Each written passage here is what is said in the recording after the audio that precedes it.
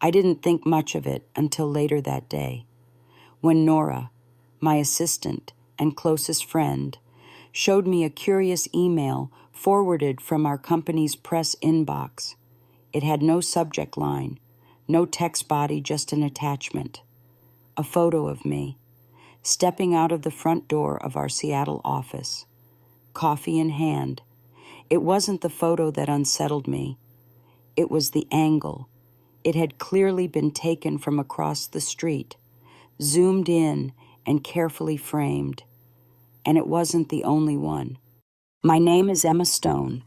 I'm 33, founder and CEO of Frameshift Media, a content intelligence company I quietly launched 5 years ago after leaving Portland with nothing but my laptop, a severance check, and the kind of heartbreak that doesn't announce itself loudly back then. No one in my family believed in my work or my vision, especially not Sophie, my older sister. She ran Portland's largest nonprofit event agency and had always been the family's golden child, the one who made a difference. She was brilliant at two things: branding and manipulation. Every family event felt like a Sophie showcase. While I was the placeholder relative, everyone tolerated. My parents, George and Lillian, adored her. They said I was too digital, too distant, like the algorithms I loved working with. 5 years ago, after a particularly humiliating dinner where my startup pitch was dismissed as a cute hobby, I stopped trying to prove myself. I packed up, cut ties, and moved to Seattle. In the quiet months that followed, Frameshift slowly took shape, first in rented co-working spaces, then in a downtown office I never posted on social media. I never bragged, never told my family what I was doing. They never asked. I didn't hide. I just stopped explaining. I thought that was enough to keep my peace. I was wrong. It started with a text from Uncle Ray, who had always been neutral in the family's long games of comparison. He messaged me late at night. "Hey, kiddo, you going to Grandma May's 85th Sophie's, planning something big. She's been asking about you, a lot." I stared at the message longer than I should have. 5 years of silence. And now Sophie wanted to know about me. Then came the photos. Then came the quiet surveillance. It didn't take long for Nora to confirm what I already suspected. Someone had hired private investigators to look into me, to follow me, and the only person in my life with that much interest in my downfall and access to enough money to fund it was Sophie. I didn't react with fear, not anymore. I'd spent too long building something real to panic over cheap tricks, but I felt something heavier than anger, a strange, cold disappointment that pressed against my ribs. I thought 5 years of distance would be enough to end the comparison. I thought silence could protect me, but Sophie never liked not knowing, and she hated not being in control. That same week, my phone rang with a number I hadn't saved. It was Grandma May. Her voice still had that crisp clarity I remembered from childhood, and she wasted no time. "Are you coming to my party or not?" she asked. "I'm not interested in the drama." "Grandma," I replied. There was a pause. "Sophie's making it about you, whether you come or not," she said plainly. "Might as well show up and see what she's really planning." I almost declined. But something in me shifted when I read the last line of the PI report that Victor Malone, yes, we'd later learn his name accidentally leaked to us. Subject's business dealings appear entirely legitimate, no sign of deception. And yet, Sophie was still preparing something, a reveal, a presentation, a stage, like always. I closed my laptop, looked out the window at the Seattle skyline, and made a decision. I wouldn't just attend Grandma's birthday party. I'd let my sister have her moment, let her step onto the stage she built, let her hit play on whatever spectacle she had prepared, and when the spotlight turned, maybe, just maybe, she'd finally see what real power looked like. 5 years ago, I sat in a hotel conference room just outside Portland, presenting what would become the core architecture of Frameshift Media to a group of potential angel investors. My pitch was clean, backed by early data, with a roadmap that connected content analysis to predictive trends in social behavior.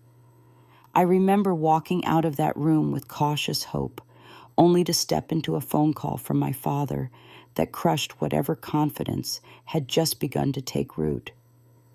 "Sophie says you've been skipping family dinners again," he began, not even bothering with hello. "You should really be more supportive of her new campaign. She's been exhausted managing both the charity events and the city youth program." I didn't respond immediately. He continued, "Your mother thinks you're becoming cold. She's worried. You should talk to Sophie. She says she can get you a project management role if you're willing to be more of a team player." I remember looking down at the investor folder still in my hand, the edge bent from where I had gripped it too tightly. It didn't matter that I was weeks away from securing funding, that I was already onboarding beta clients. To them, I was still the sister who played with ideas, while Sophie built things they could see. That night, I drove to my parents' house for what would unknowingly be the last family dinner of my life. Sophie met me at the door, all smiles, her lipstick perfect as always, and said, "We saved you a seat. I put your favorite next to me. I should have turned around. I didn't." Dinner was what it always was.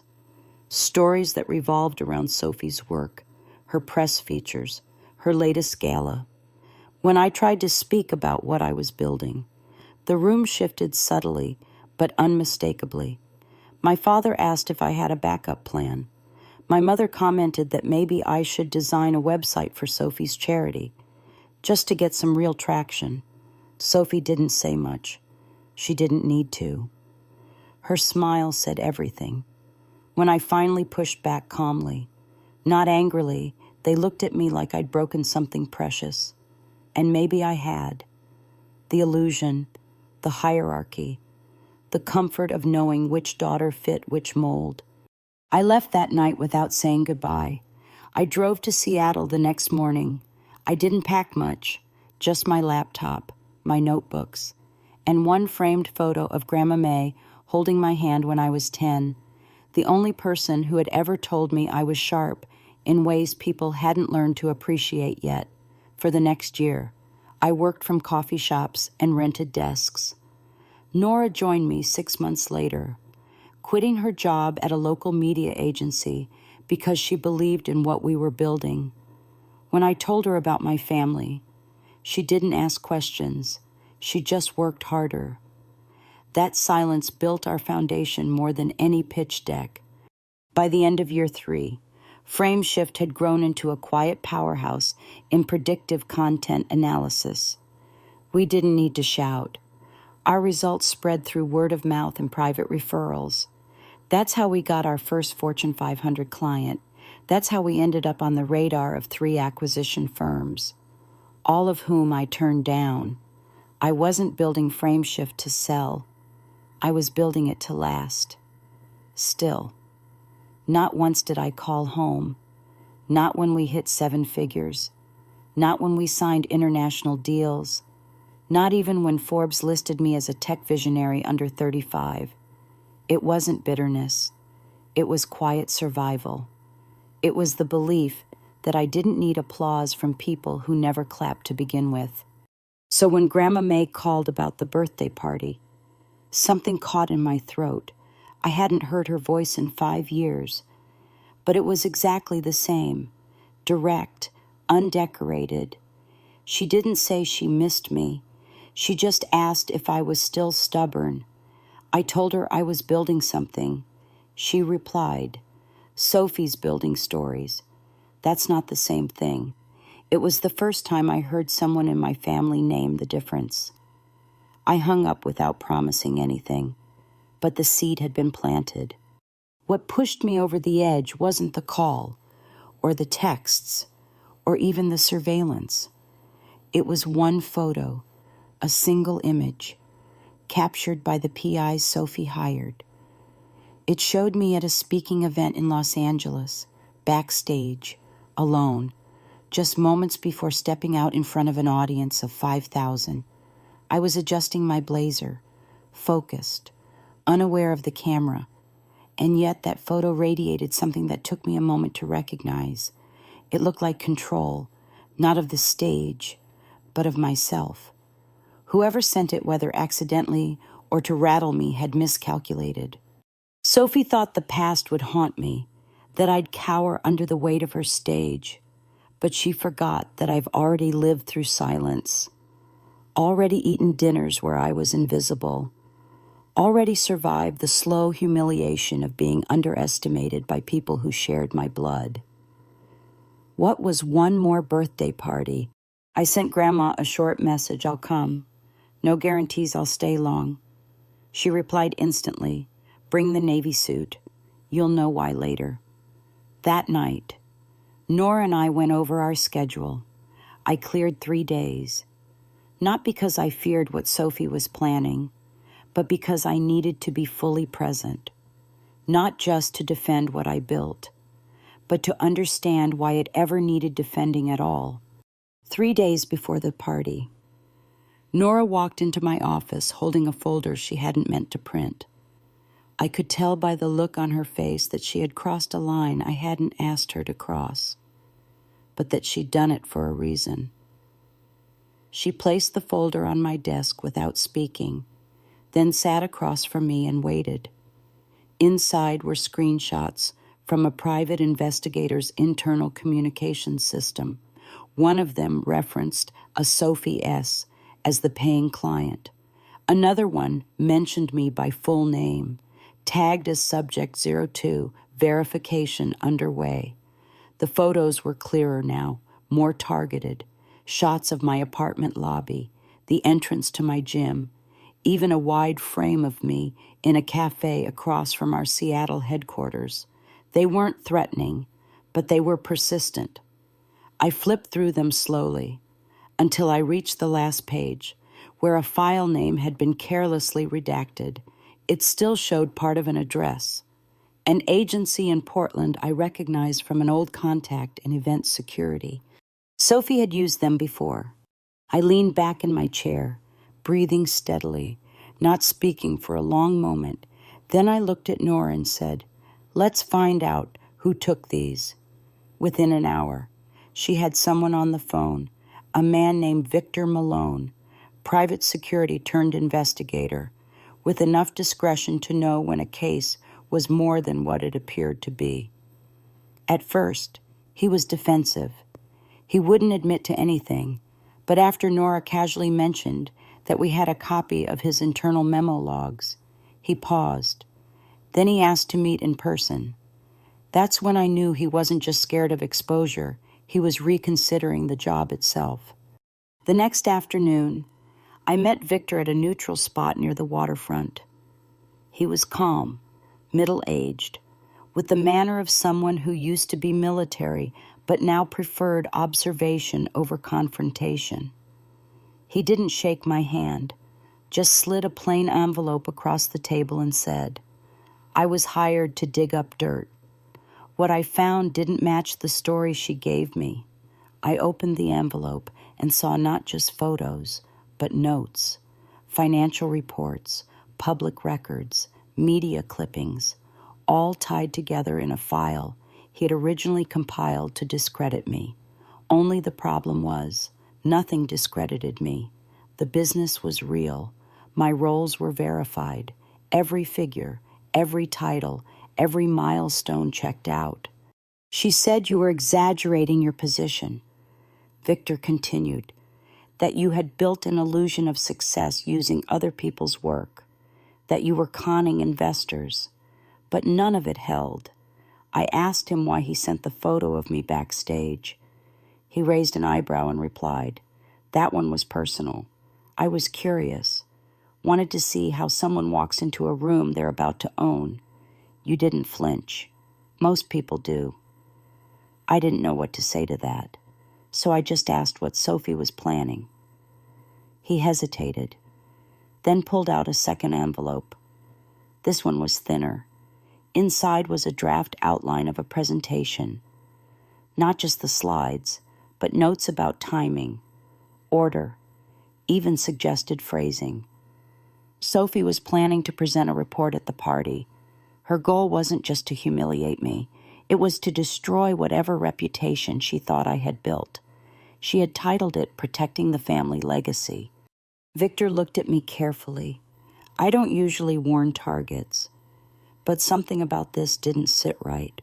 I've dealt with revenge before. This felt deeper, more personal. I nodded slowly, then asked if he'd be willing to let Sophie finish what she started. He didn't respond immediately. Then he smiled, dry and measured, and said, "Sometimes the best way to end a fire is to let it burn out on its own stage." I returned to the office that evening with both envelopes in my hand. Nora was already there, sorting data from our audit request. She looked up when I walked in and asked, "Is it as bad as we thought?" I handed her the presentation outline and said, "Worse." She's confident, too confident. Nora flipped through the slides and exhaled through her nose. She thinks she's about to deliver a mic drop. She has no idea she's standing on a trap door. I didn't respond. Not yet. I walked to the window, looked out over the city we had built from silence, and made a mental note of everything I would not let her take. That night, I received a message from Grandma May. Just one line, "Wear the navy suit, and smile like you already know how this ends." I smiled, not because I knew I'd win, but because for the first time in years, I wasn't the one trying to prove anything. Let Sophie present whatever she wanted. Let her invite a crowd to watch. Because when truth has been buried long enough, it doesn't just return quietly. It rises like a flood. The next morning, Nora walked into my office before I even finished my first coffee. Her eyes told me she hadn't slept. She dropped a stack of printed statements onto the desk and said, "I found it." At first, I wasn't sure what she meant, but then she flipped open one of the pages and pointed. "These are transfers from the event budget of Sophie's last charity gala," she said, "and they're not going where they should be." I scanned the page and immediately saw the red flags. The vendor names were familiar, but the routing numbers led elsewhere, not to suppliers or event partners, but to personal accounts under Sophie's name, slightly altered, but traceable with the right access. I leaned back slowly, processing what this meant. She hadn't just been trying to destroy me. She had been hiding something of her own. We cross-referenced 5 years of event budgets, tax records, and nonprofit filings. And what emerged wasn't just sloppy accounting. It was structured misappropriation, small amounts at first, well below suspicion, then larger payments disguised as operational overhead. Sophie hadn't built her image with just charm and PR. She had built it with diverted funds.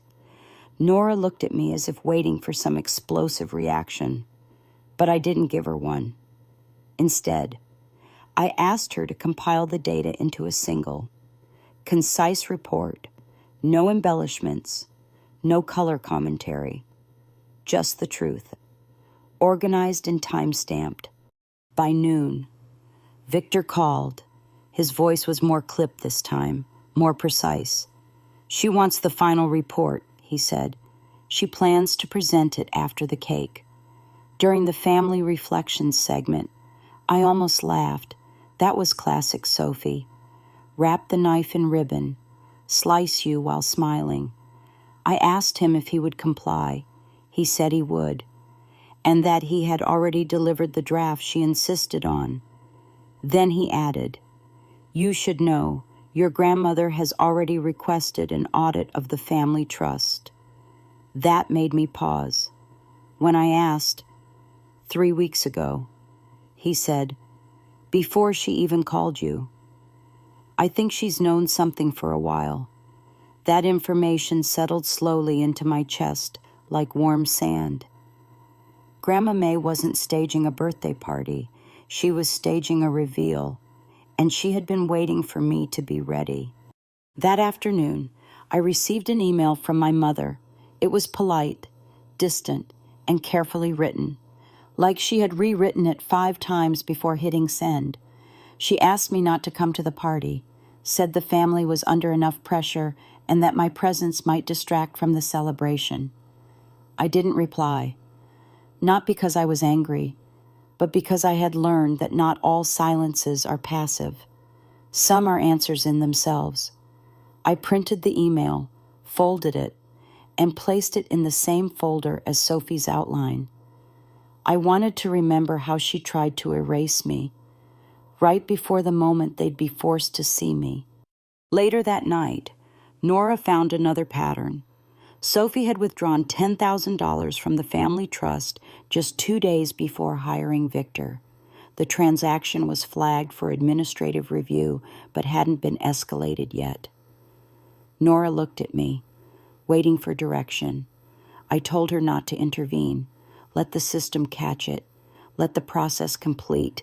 Let every part of this unfold naturally. I wasn't building a case. I wasn't plotting revenge. I was simply holding up a mirror. That same evening, Grandma called again.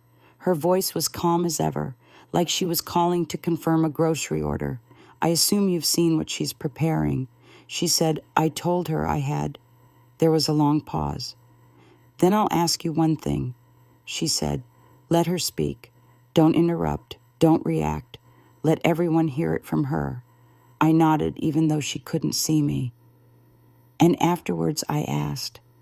"Afterwards," she said, "you stand. That's all. Just stand. Let them turn toward the truth on their own." It was a strange request, but I understood what she meant. People don't change when they're told to. They change when the illusion breaks on its own. Nora left late that night, and I sat alone in the office with the city lights flickering against the glass. I opened the final version of the report she had compiled, skimmed every page, every date, every withdrawal. It was clear, unforgiving. I didn't feel triumphant.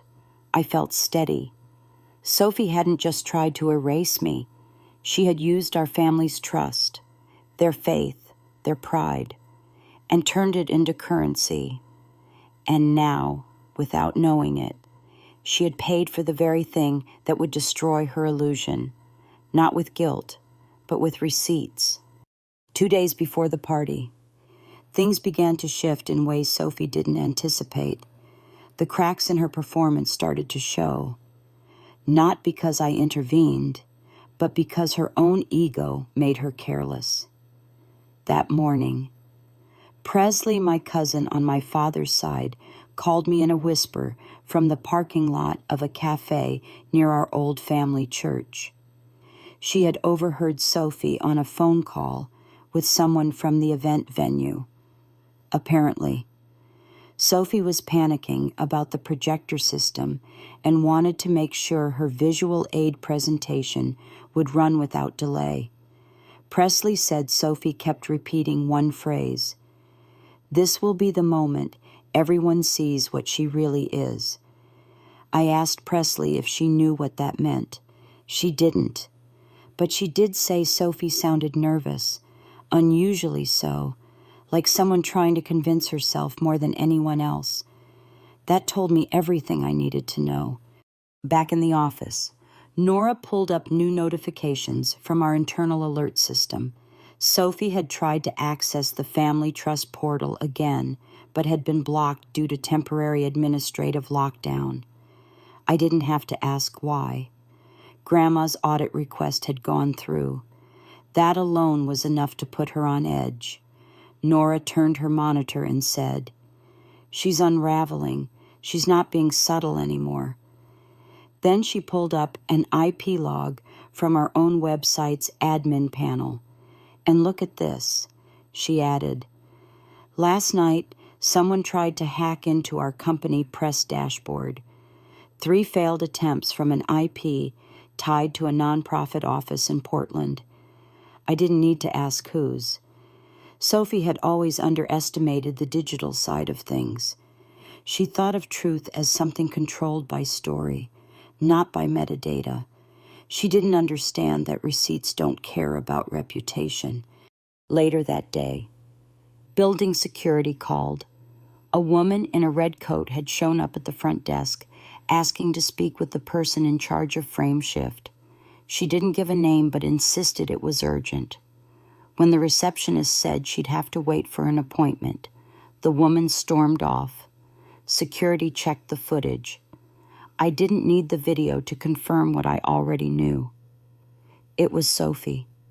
She had come to confront me face to face, likely out of fear that her little script was falling apart. But she had no idea I was already 3 steps ahead. I didn't return the gesture. I didn't reach out. Some people collapse not because they're pushed, but because they climb too high on a lie. That night, I got a call from Victor. His tone was neutral, but I could tell something had shifted. She asked me to revise the report. He said, wants me to leave out a few lines, replace others with more speculative language. I asked if he agreed. No, he said simply, but she's getting sloppy. She thinks volume equals credibility. She's padding the presentation now, adding fluff. I told him to let her print everything, let her show every slide, every chart, every page, because the more she spoke, the more rope she'd have around her own story. The final confirmation came an hour later. Grandma called again, her voice sharper than usual. "Your mother just left me a message. She said she's worried you're coming just to cause trouble, that maybe you should sit this one out." I closed my eyes for a beat. "And what do you think?" "Grandma?" I asked. She didn't hesitate. "I think your mother is scared, and people who are scared tend to beg for silence when they know what's coming isn't going to be pretty." I asked if she still wanted me to wear the Navy suit. She laughed lightly. "Wear whatever makes you look like yourself, because that's all this party needs. The truth. Finally, the truth." I hung up and opened the final version of the report. Not mine. Sophie's, the one she planned to show the family. Victor had sent it to me without asking. In it were all the things she thought would dismantle me: photos of my office building, screenshots from my talks, graphs showing revenue growth, even contracts she assumed were forged. But there was one problem. It all confirmed what I was not, what she hoped I wasn't. She had built an entire takedown using my actual success, and the best part, she didn't even realize it. I turned to Nora and said quietly, "She's going to walk into that room thinking she's about to destroy me. She doesn't know she's about to present the most accurate summary of my career." Nora didn't smile. She just nodded once, like someone sealing a document with quiet certainty. There was nothing else to prepare, no story to twist, no narrative to defend. All that was left was to let the curtains rise. The ballroom at the Ridgeway Club was colder than I expected. It wasn't the temperature, but the atmosphere, the kind of quiet that made people speak softer, move slower, as if everyone sensed something beneath the polished silver and floral centerpieces. I arrived precisely on time, just as Grandma May had requested, wearing the navy suit she insisted on. Nora stood beside me, calm as ever, holding the folder we both knew might never need to be opened. The point wasn't the reveal. The point was the timing. And Sophie had no idea she was the only one performing without a script. As we entered, The room reacted the way I knew it would. Conversations dropped mid-sentence. Forks paused halfway to mouths. A few people pretended not to notice me. Most didn't bother. Their eyes followed me as I walked past familiar faces, uncles, cousins, former neighbors. My father stood near the bar, holding a glass of scotch he hadn't touched. My mother was speaking with the event coordinator, her posture rigid, like she'd been rehearsing neutrality. Sophie stood closest to the main table, in a deep burgundy dress and signature red lipstick. Flipping through a neatly prepared folder, she looked up, froze for half a second, then smiled. It wasn't warm. It wasn't nervous either. It was the smile of someone who believed she still held the winning card.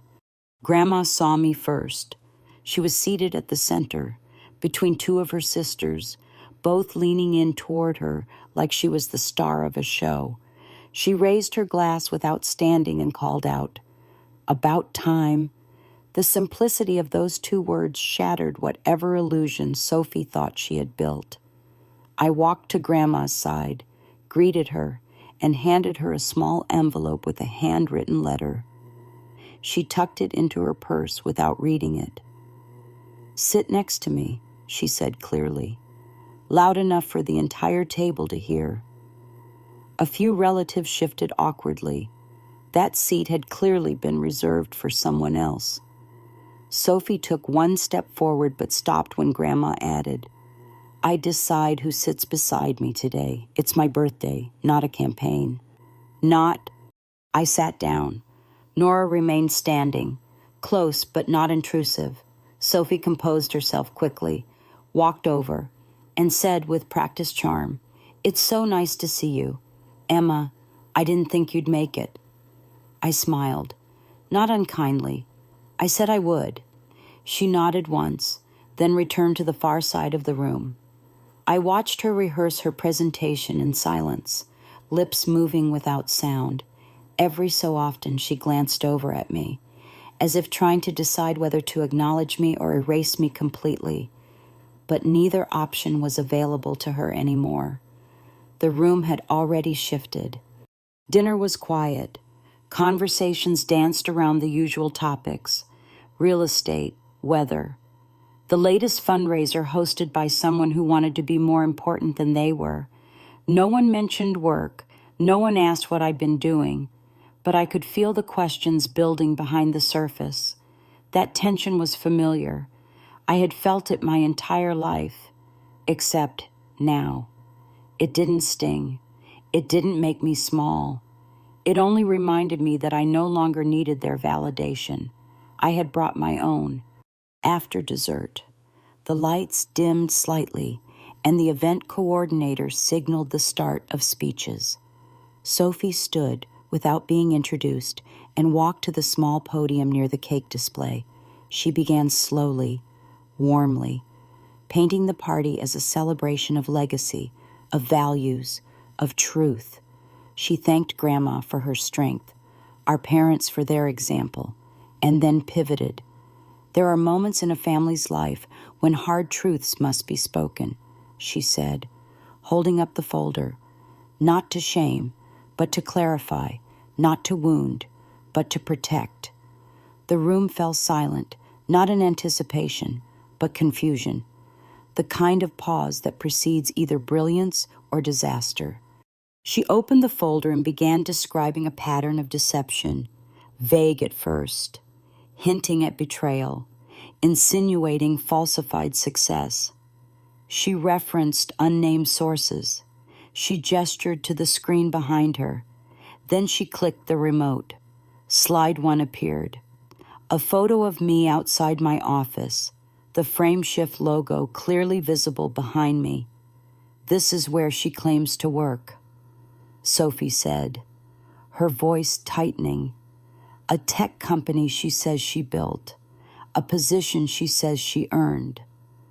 The second slide showed my keynote from a conference in New York, then screenshots of press mentions, financial highlights, every single one accurate.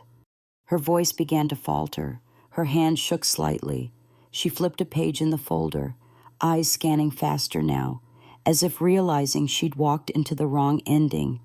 These are the documents my team gathered, she continued, but the weight in her voice had vanished.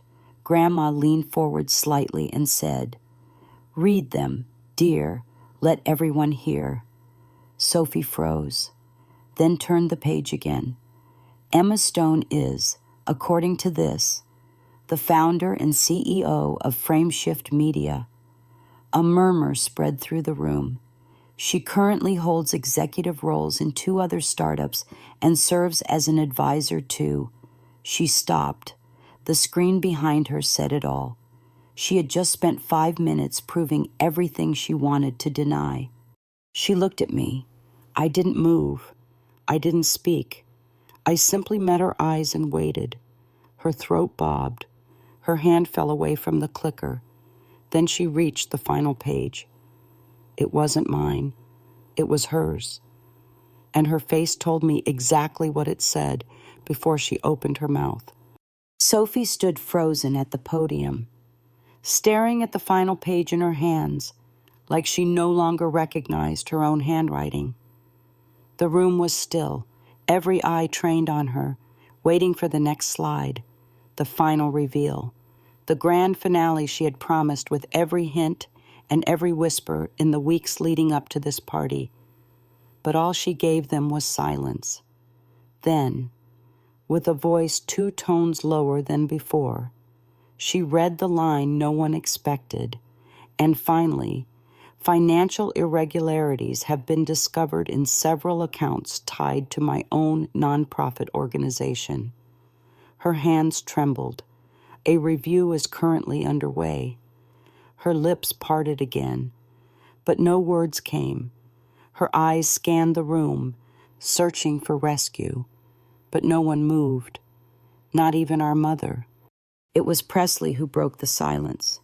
She stood near the back of the room, holding her phone in both hands, and asked calmly, "Is that the same charity Grandma asked the board to audit?" Sophie's gaze snapped toward her, then to Grandma, who had remained completely still. "Grandma," she said, voice high and tight. Grandma simply raised one eyebrow and replied, "You told the whole room we needed the truth. I thought that meant yours, too." That was the moment something inside Sophie cracked. She tried to speak again, but her voice caught. She stepped away from the podium too quickly, bumping the mic stand, making a sharp sound that echoed through the quiet. She grabbed her folder and turned to leave. But not before Grandma added, "Leaving so soon. We haven't even had cake." Sophie didn't answer. She moved quickly down the side aisle, her heels loud against the parquet floor. Someone opened the door for her, and just like that, she was gone. No exit speech, no apology, just silence, and the memory of what she had just confirmed. The screen behind the podium still showed my name and company details. It wasn't triumph I felt. It was stillness. I had expected chaos, defense, maybe even denial. I hadn't expected surrender. But that was the thing with Sophie. She always knew how to build a story, but she never prepared for one that wrote itself without her control. The room didn't erupt. It didn't need to. People began whispering, heads turning, phones unlocking. The tide was changing, not with shouts, but with quiet recognition. My mother stood slowly, her face blank, and muttered something about needing air. My father remained in his seat, staring at the screen like he was still trying to process what just happened. Grandma took a long sip of her wine, then looked at me. "Well," she said without irony, "it appears your sister just delivered the most honest speech of her life." I didn't speak. I didn't need to. The evidence had spoken louder than I ever could. Nora stepped forward. handed the event staff a small envelope, and quietly asked them to remove the slides. As they blacked out the projector, the spotlight shifted figuratively and literally. Suddenly, the attention wasn't on Sophie anymore. It was on what she'd tried to destroy and failed. A cousin I hadn't spoken to in years approached me with hesitant eyes. "You really built that company yourself?" she asked. I nodded. "And the speaking tours, the Forbes features?" I nodded again. She looked at the now empty podium and said, "I don't know how we missed it, or why we believed her so easily." I didn't answer, because the truth was I did know. Sophie made it easy to underestimate me. I made it easy to disappear. Uncle Ray came up next, handed me a glass of water, and muttered, "Been waiting years to see that girl trip over her own lies." Then, after a moment, he added, "Sorry we didn't look deeper." I looked at him carefully and replied, "Looking now is still better than never." Around us, the energy began to shift. Relatives whispering about donations never fulfilled, grants that vanished, vague emails Sophie never explained, all of it connecting in real time. I didn't need to raise my voice. The truth had already entered every corner of the room. Then, without fanfare, Grandma stood up. She walked to the podium Sophie had fled, straightened the mic, and addressed the room. "This party was meant to celebrate my birthday," she said, "and I intend to do exactly that. But I also think this is a good time to acknowledge what's real, what's earned, and what has finally come into the light." She turned toward me and said, "Emma, would you mind staying a little longer?" I nodded. "Good," she smiled. "Then let's cut the cake." And just like that, the story shifted, not with revenge, not with rage, but with quiet recentering, with truth taking its place at the table. The celebration resumed, but in a very different tone. The cake was cut, the candles blown out, and polite applause followed, but no one was really paying attention to dessert anymore. Eyes glanced at me, not with suspicion, but with a quiet curiosity that hadn't been there before. Cousins approached one by one, no longer asking me why I had left, but what I had actually built. I answered only when needed, never more than necessary. The questions didn't sting this time. They weren't tests. They were late arrivals to a truth I had carried alone for too long. At one point, my father walked over, glass still in hand though it remained untouched. His voice was lower than I remembered, stripped of the confidence that used to fill a room before he even spoke. "I didn't know," he said quietly, eyes on the carpet. "Your mother and I thought," he trailed off, "that I was chasing something imaginary." I offered. He nodded once, then added, "We were wrong." I studied him for a moment, then asked, "Would it have mattered if I told you?" He didn't answer right away. Then he shook his head and said, "Probably not. We were too proud, too comfortable believing Sophie had all the answers." I didn't say it, but I knew the truth. Pride often mistakes love for control. And in our house, Sophie's success was the easiest way to explain away everyone else's silence. Later that evening, I found myself standing near the back of the ballroom, watching Grandma talk with her friends as if the entire reveal had been just another scheduled moment in her event. Nora approached with her phone and whispered, "News just broke. Regional outlet confirmed an ongoing investigation into Sophie's organization. A spokesperson hinted at possible charges." I took the phone, glanced at the headline, and returned it without emotion. "It'll spread by morning," I said. Nora nodded. Want me to start prepping a statement? I thought for a second, then replied, no. Let the truth speak for itself. We stood quietly after that, neither of us needing to fill the silence. Before leaving, Grandma called me over. Her eyes were tired, but still sharp. She called me 3 nights ago. She said, tried to convince me this would protect the family, that exposing you was necessary. I asked if she believed her. No, Grandma said plainly, but I let her talk.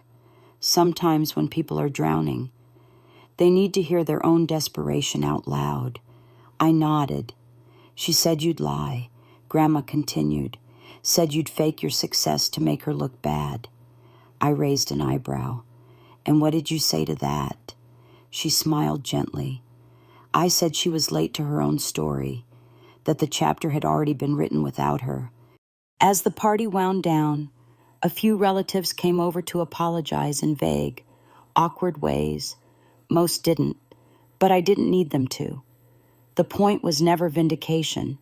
It was closure, one I earned not by confronting them, but by continuing forward when they weren't watching, when it was finally time to leave. I found my mother standing near the entrance, coat in hand, looking at the ground. She turned as I approached, eyes wet, expression unreadable. She called me already. She said softly. From the parking lot, she was crying. I stayed quiet. She added, she said you set her up. I shook my head gently. No. She walked into a room holding the truth and assumed no one would read it. My mother opened her mouth to speak, then stopped. I don't know what happens next, she said. I replied simply, that depends on whether you keep looking back. I stepped outside into the cold, crisp air. Nora was already by the car, engine running, headlights casting long shadows over the empty curb. As I walked toward her, my phone buzzed, a message from Victor. Authorities confirmed formal inquiry. Your name was cleared publicly. Should be in the morning briefings. I responded with a short, thank you. He replied 1 minute later. She didn't just lose control of the story. She lost the plot entirely. I put the phone away. There was nothing left to say. In the rearview mirror, I saw the lights of the ballroom fade behind us as we pulled away. Not a dramatic ending, just a quiet return to motion, a sense of finality without celebration. I didn't feel victorious. I felt intact, and that, after everything, was more than enough. 2 days after the party, I woke earlier than usual. The city was still dark outside my apartment window, its lights flickering like quiet reminders that movement never really stops. I made coffee, not out of habit, but because the stillness of the moment called for something warm to hold. Across the counter sat the unopened letter from my mother. It had arrived by hand, no return address, just my name in a script I knew too well. I didn't touch it, not yet. There's a strange power in choosing silence over reaction, especially when you've spent most of your life being misunderstood in your own home. At the office, Nora had already cleared my calendar for the day. She knew I wouldn't want meetings. Instead, she handed me a new folder, not about Sophie, not about the fallout, but about something else entirely. Grandma called this morning. She said, she's serious about launching that foundation. I raised an eyebrow. She wants to turn it into a fully independent trust, not just to repair what Sophie's charity damaged, but to actually serve underserved families long term.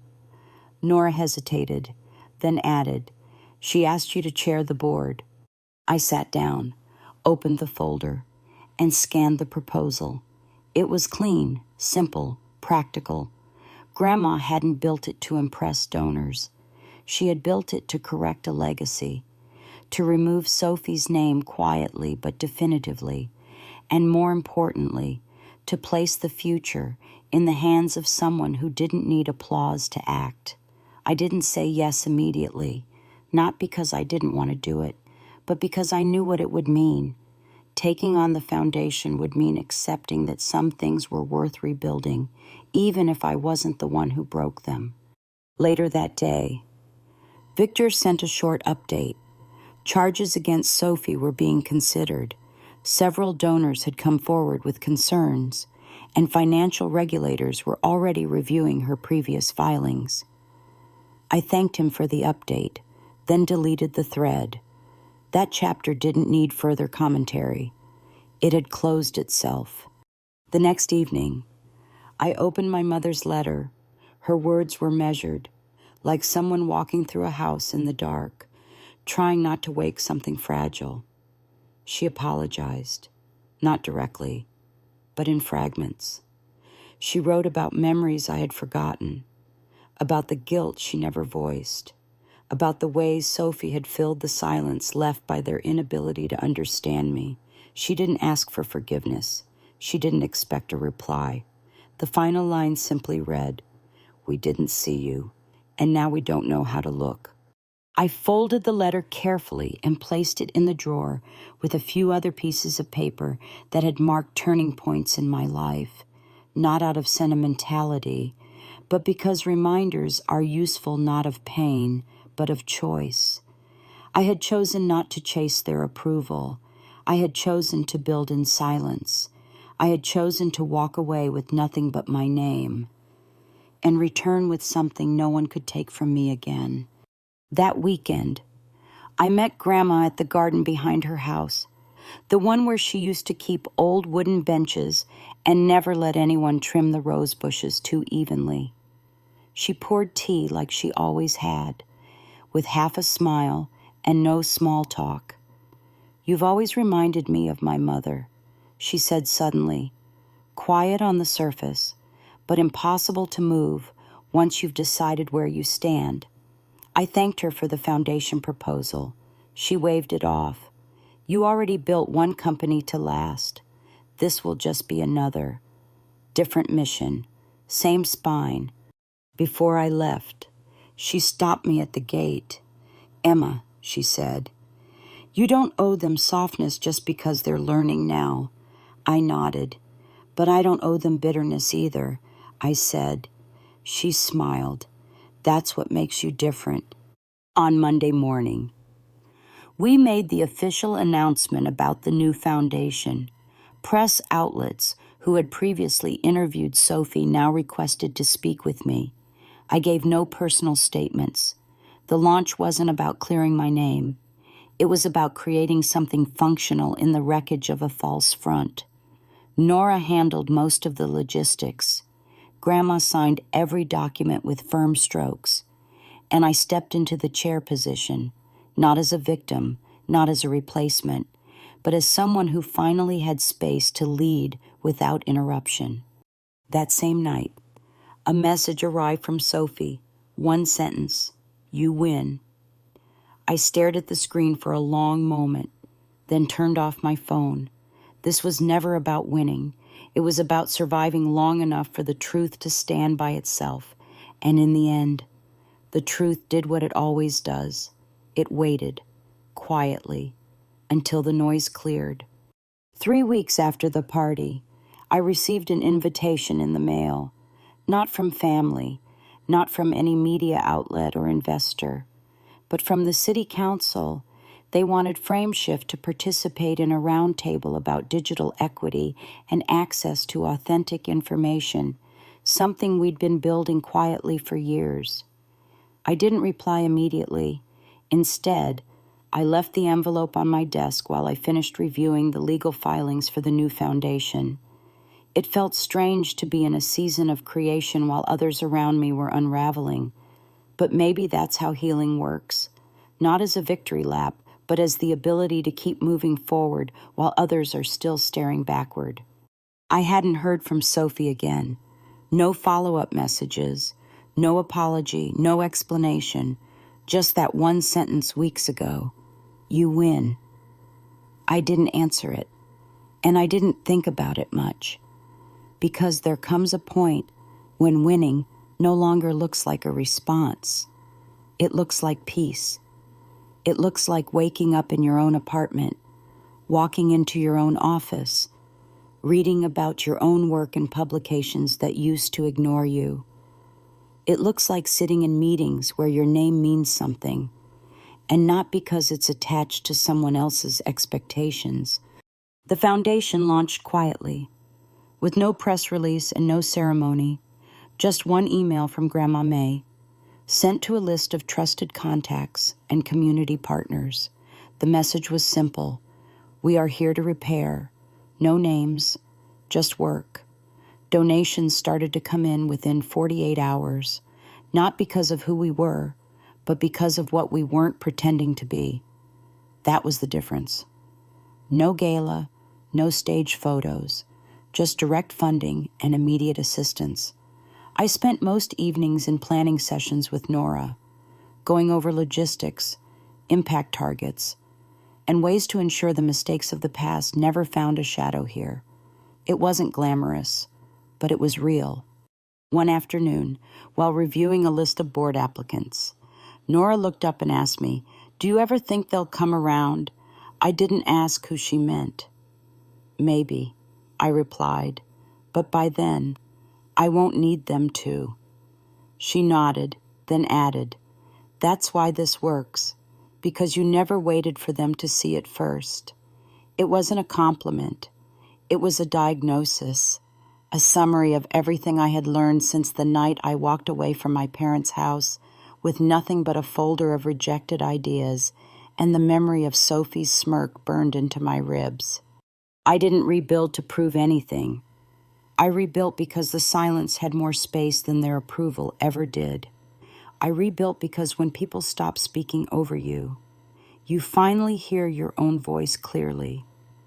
And when that happens, the need to be understood by those who never listened starts to dissolve. The city roundtable happened 2 weeks later. I showed up wearing the same navy suit I had worn to Grandma's birthday, not for symbolism, but because it fit. And I liked how it reminded me of the moment I stopped explaining myself during the panel. Someone from the press asked a question about resilience. They wanted to know how we had managed to grow frame shifts so steadily in a market full of noise. I paused before answering and simply said, "By focusing on the work, not the spotlight." The moderator smiled, moved to the next speaker, and I could feel the room shift again, not with awe, but with respect. That night, I received another message, this one from Presley, a screenshot of the family group chat, where my name had finally appeared without accusation. Someone had shared an article about the foundation. Another relative asked how they could help. No one mentioned Sophie.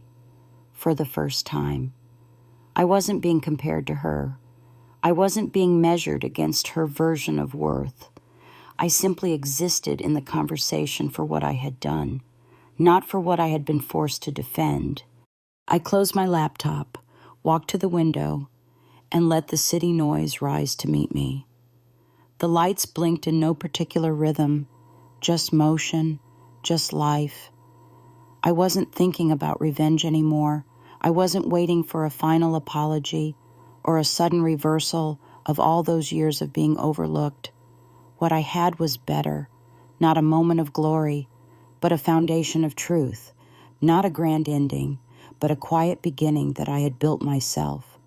One decision, one step, one refusal to disappear at a time. So if you ask me now whether I've forgiven them, the answer is simple. I no longer need to. What would you do if one day the person who tried to erase you handed you the proof you never needed?